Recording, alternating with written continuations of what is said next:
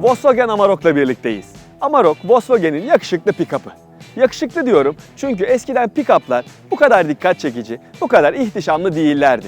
Çünkü sadece yük taşımak için kullanılıyorlardı. Fakat günümüzde insanlar bu araçları uygun fiyatlı SUV'ler olarak gördüğü için doğal olarak bunların da kalitesi biraz artmış oldu.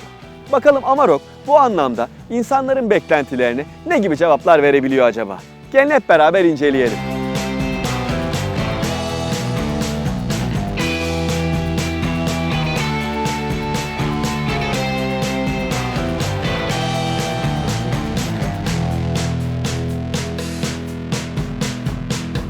Amarok'u incelemeye de her zaman olduğu gibi tasarımından başlayalım ama bir pick-up'ın tasarımıyla ilgili bence söyleyecek çok fazla bir şey yok. Amarok'un güzel görünmesinde bu yeni ledli farlarının ve büyük panjurunun bence önemli payı bulunuyor. Biraz aracın yanına doğru geçtiğimiz zaman bu geniş dodikler Amarok'un güçlü ve heybetli görünmesini sağlıyor. 19 inçlik alüminyum alışım jantlar eksklusif donanım seviyesinde geliyor ve bana sorarsanız Amarok'un görünümünün çok daha elit olmasını sağlıyor. Burada baktığınız zaman kapılarda herhangi bir gölge oyununa yer verilmemiş ama arka taraftaki çamurlukta gene aynı şekilde güçlü görünmesinde pay sahibi. Buraya baktığınız zaman tabii birçok pick-up'ta görmeye alışık olduğumuz barlar Amarok'un arkasında da kullanılıyor. Amarok'un arkası önü kadar dikkat çekici değil bence. Zaten diğer bütün pick-up'larda bana sorarsanız aynı şekilde. Amarok'a buradan baktığınız zaman krom tampon görüyorsunuz, bir tane basamak görüyorsunuz ve aracın boyuyla orantılı olacak şekilde büyük bir tane stop lambası var. Peki nasıl bir yükleme alanı sunuluyor Amarok'ta? Size ondan kısaca bahsedeyim. Yükleme alanını önce bunu kaldırarak ve sonra da böyle yaparak açıyorsunuz. Bu arada burada bir parantez açayım. Bu parçayı sonradan taktırabiliyorsunuz. Yani aracı satın aldığınız zaman bu parçayla birlikte gelmiyor. Görmüş olduğunuz gibi burası binek otomobillerle kıyaslanmayacak kadar büyük. Yani burada gerçekten yük de taşıyabilirsiniz.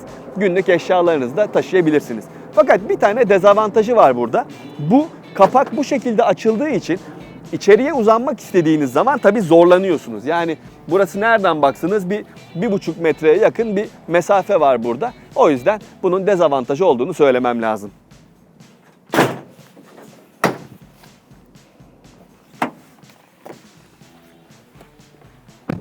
Amarok'un arka koltuklarında bence beklentileri karşılayacak bir yaşam alanı sunuluyor. Ben 1.78 boyundayım ve bu koltukta benim ideal sürüş pozisyonuma göre ayarlanmış vaziyette. Görmüş olduğunuz gibi burada iyi bir diz mesafesi sunuluyor. Yüksek tavandan ötürü de baş mesafesi gayet yeterli. Üçüncü yolcunun burada rahatlıkla oturabileceği ve ayaklarını yerleştirebileceği alanda sunulmuş. Fakat pick-up'ların kabin tasarımında bahsetmem gereken bir tane olumsuzluk var. O da kabinin en arkasındaki bölümün dik olması. Yani bu nedenle arka koltukların sırtlıkları da buna bağlı olarak biraz dik duruyor. Yani siz burada uzun seyahatler yapmak isterseniz çok konforlu olamayabilirsiniz.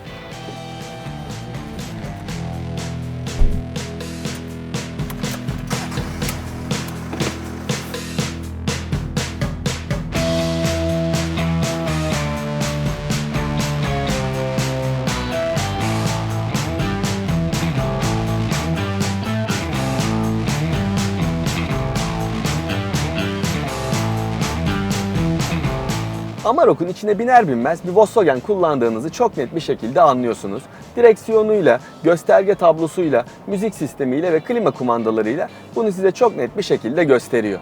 Malzeme kalitesine baktığımız zaman tabii ki diğer binek Volkswagen modelleri kadar kaliteli olmadığını söyleyebilirim. Ama bir pick-up olduğunu düşünürseniz Amarok'un görünüm anlamında gayet derli toplu ve iyi olduğu bence çok anlaşılır bir şekilde göz önünde. Göstergeler okunaklı ve ortasındaki yol bilgisayarı ekranından verileri çok kolay bir şekilde takip edebiliyorsunuz. Direksiyonunda hem tasarımı iyi hem de ele iyi bir şekilde oturuyor. Küçük eşyalarınız içinse hem burada üst tarafta ufak bir bölüm var hem de vitesin önünde birçok eşyanızı koyabileceğiniz bir yer bulunuyor. El freninin hemen yanındaki 2 tane bardaklık ve kol dayamada bence iç mekanda yeteri kadar yer olmasını sağlamış. Torpido gözü çok büyük değil ama buraya da birkaç eşyanızı koyabiliyorsunuz. Amarok'un buradaki tek eksisi L200 ve Hilux gibi Japon rakiplerinde burada artık dokunmatik bir multimedya ekranı sunulurken Amarok'un burada hala klasik bir tane müzik sistemi kullanıyor olması. Yaşam alanı konusunda Amarok'un ön sırası gayet ferah. Burada neredeyse yanınızda oturan yolcuya uzanmak için bile hamle yapmanız gerekiyor. Çünkü bu ortada gayet iyi bir boşluk sunulmuş. Koltuklar rahat, oturma pozisyonunuzu rahat bir şekilde ayarlayabiliyorsunuz. Yerden yüksekte konumlandırılmış olduğu için de ön tarafta gayet iyi görüş açılarınız var. Bu sayede Amarok'u kullanırken hem yola hakim olabiliyorsunuz hem de kendinizi güvende hissediyorsunuz. Gelelim Amarok'un motorine ve sürüş özelliklerine. Amarok'un kaputunun altında 2 litrelik BTDI diye adlandırılan çift turbolu dizel motor görev yapıyor. Bu motor tam 180 beygir güç ve 420 Nm tork üretiyor ve 8 kademeli otomatik şanzımana sahip. Çift turbo beslemeli motor hem gücüyle hem de yüksek tork değeriyle gayet iyi sürüş özellikleri sunuyor, hem de bu ağır kasasına rağmen. Şanzıman çift kavramalı değil, çünkü bu kadar yüksek bir tork değerini karşılaması için bu araçta tork konvertörlü bir otomatik kullanılıyor. Ama geçişleri ve sarsıntısızlığı bence övgüyü hak edecek kadar iyi. Şanzıman seçimlerini yerinde ve doğru bir şekilde yapıyor. Ama siz yine de manuel kullanıma ihtiyaç duyarsanız vites kolu üzerinden de değişimleri yapabiliyorsunuz. Amarok normal şartlarda 4 tekerlekten çekişli olarak ilerliyor. Gücün %60'lık kısmı arka aksta, %40'lık kısmı ise ön aksta oluyor. Gerekli durumlarda, özellikle de arazi kullanımında vitesin yanındaki bu düğme vasıtasıyla arka diferansiyeli kilitleyebiliyorsunuz. Bu işlem elektronik olarak gerçekleştirildiğinden hareket halindeyken de bu seçimi yapabiliyorsunuz. Amarok yerden yüksek yapısı ve başarılı çekiş özellikleri sayesinde bence arazide de gayet iyi işler ortaya koyabiliyor. Peki böylesine büyük 5 metrelik bir pick-up'ın günlük kullanıma ne kadar uygun olduğunu konuşmak lazım aslında.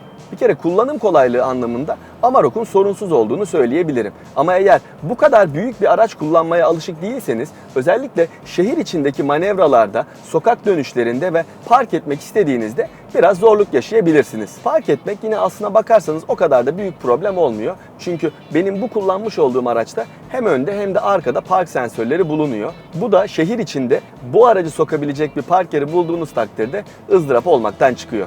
Amarok'un süspansiyonları genel olarak darbe emmek üzerine değil, tabii ki yük taşımak üzerine kurulmuş. O yüzden eğer arka taraf yüksüzse tabii ki kasa yol dalgalanmalarında bile zıplıyor ve iç mekanda sizin biraz rahatsız olmanıza neden oluyor.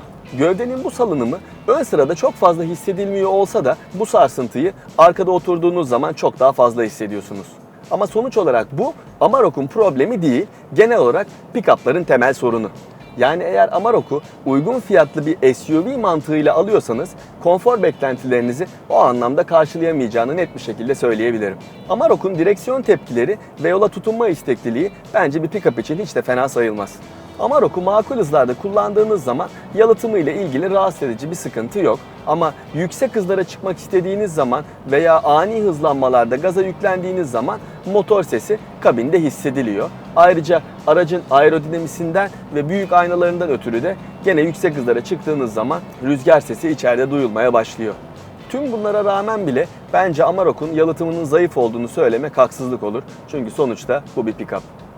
Gelelim son olarak da Amarok'un nasıl bir yakıt tüketim değeri sunduğuna.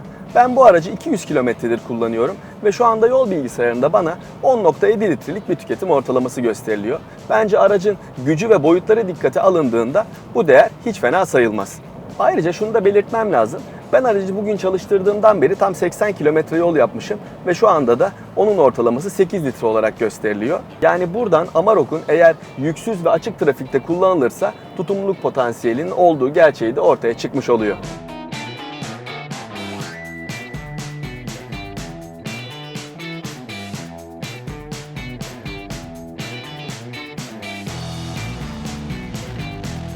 Amarok'u amacına yönelik olarak kullanacaksanız gerek güçlü motoruyla, gerek kaliteli kokpitiyle, gerekse de geniş yükleme alanıyla gayet memnun olabilirsiniz. Ama sizin hakkınızda uygun fiyatlı bir SUV'yi alıyorum gibi bir düşünce varsa o zaman aradığınız konforu ve kullanım kolaylığını ne yazık ki bulamayacaksınız demektir. Görüşmek üzere.